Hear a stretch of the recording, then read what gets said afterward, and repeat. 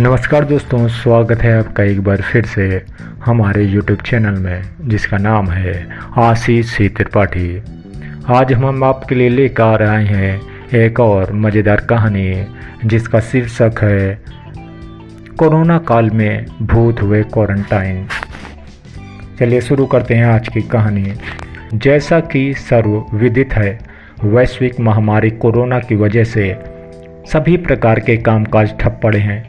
कहीं पर भी अगर नज़र दौड़ाएंगे तो आवश्यक सेवाओं के अतिरिक्त सब कुछ रुका हुआ पाएंगे।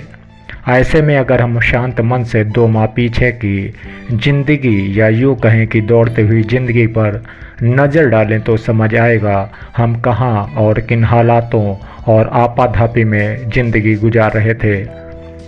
मंदिर, मस्जिद, गुरुद्वारों और चर्च में हज़ारों की भीड़ रोज़ाना दर्शनार्थ जाती थी, लेकिन अब जब सब जगह सन्नाटा है, प्रार्थनाएं और पूजा पाठ तो हो रहा है, लेकिन बगैर भीड़ के। ईश्वर सबके साथ है, बगैर किसी आडंबर के।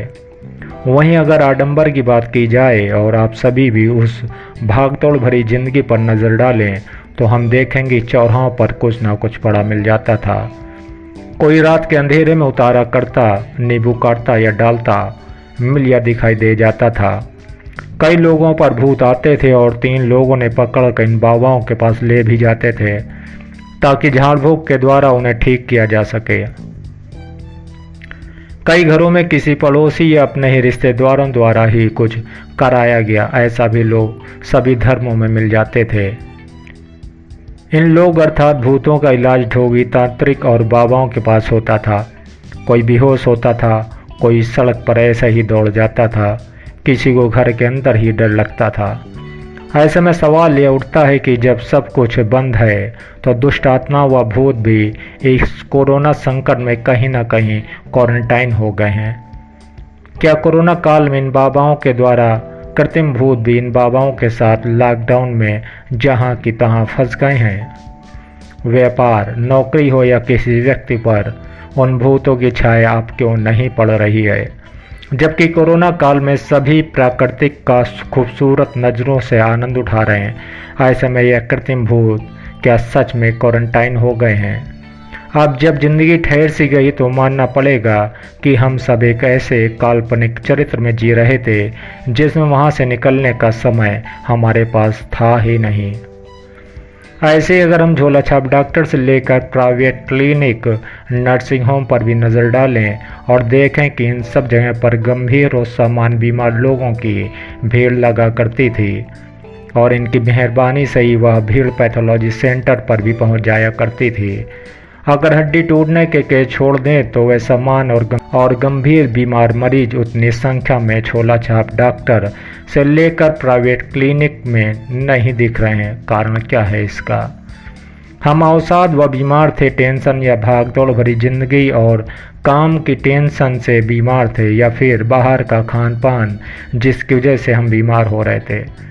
यह सोचने वाली बात है। इस विषय पर भी हम सभी को एक बड़ा चिंतन करने की ज़रूरत है कि आखिर एक छींक, सिर दर्द, खांसी और ऐसी छोटी छोटी बीमारियों जिसे अभी हम नज़रअंदाज कर रहे हैं और शारीरिक व्यायाम के द्वारा ठीक भी कर ले रहे हैं, उन बीमारियों पर हम रोज़ाना कितना पैसा ऐसे ही खर्च कर देते थे?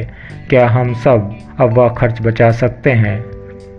जैसे ही हम सभी अभी घर में रहकर ही बाहर के खाने का स्वाद घर में बने खाने से ले रहे हैं और हमारी आदत भी चौराहे पर जाकर ठेले पर पानी के बताशे और पिज्ज़ा बर्गर का ऑर्डर देकर ही पेट भरा करते थे, और चाह कर भी हमारी ये आदतें हमारा पीछा नहीं छोड़ पा रही थी। यह जानते हुए कि वह खाना भी उतना अच्छा नहीं है, फिर भी क्या कारण था? यह भी इन दिनों में हमें सोचना होगा। पान मसाला हो या फिर शराब या अन्य नशे की वस्तुएं, हम उन पर भी बेतहाशा पैसा बर्बाद कर रहे थे, लेकिन एक ही बहाना था, क्या करें, छूटता ही नहीं। दिन भर की जी तोड़ मेहनत करने के बाद हम उस मेहनत के पैसों को अपने परिवार की ज़रूरतों पर कम और नशे में कहीं ना कहीं ज़्यादा खर्च कर देते थे। बेशक अभी इन वस्तुओं पर रोक है, हम अनजाने डर से घर पर ही हैं, कोशिश ज़रूर नशा करने वाले कर रहे हैं, लेकिन इन्हें कोरोना के डर ने रोक रखा है। तो क्या हम आगे भी अपने जीवन को इस नशे की लत से दूर कर पाएंगे और अपने परिवार के लिए एक बेहतर भविष्य की कल्पना कर पाएंगे?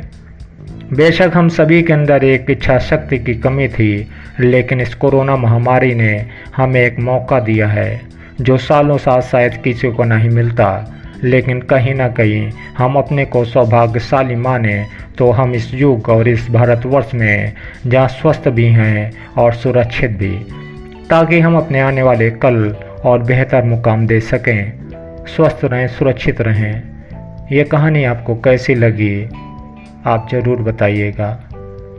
ऑडियो पसंद आए तो इसको लाइक, शेयर और हमारे चैनल को सब्सक्राइब भी करें। धन्यवाद। कल फिर मिलेंगे एक नई सामाजिक घटनाओं पर आधारित कहानी के साथ। तब तक के लिए नमस्कार।